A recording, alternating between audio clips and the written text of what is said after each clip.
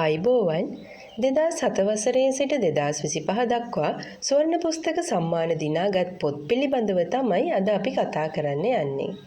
ශ්‍රී ලංකා පොත් ප්‍රකාශකයින්ගේ සංගමය විසින් පොත් රචකයින් අගය කිරීමට හා දිරිගැන්වීමට මේ සම්මාන උළෙල සෑම වර්ෂයකම පවත්වනවා.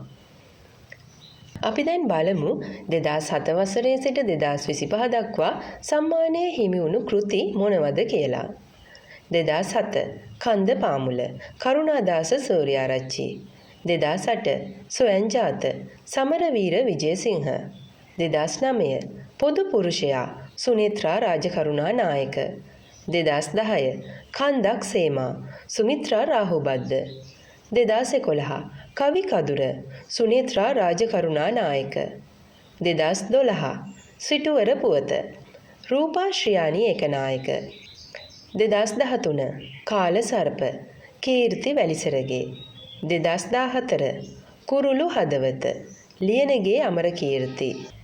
2015 රන් කරඬුව පූජ්‍ය බටුවන්ගල රාහුල හිමි. 2016 අහම්බ කාරක ලියනගේ අමරකීර්ති. 2017 හද පළුව තනිතරුව නිශ්ශංග විජේමාන්න. 2018 අපච්චී ඇවිත් සමන් වික්‍රමාරච්චි. 2019 අදිසි නදිය කපිල කුමාර කාලිංග. 2020 පේත එරික් ඉලයප් ආරච්චි. 2021 බේරුණ්ඩ කැදැල්ල රූපා ශ්‍රියානි ඒකනායක.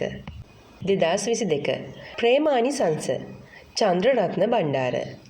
2023 කුරහඬකි වියැකෙන නෝබට් අයගමගේ.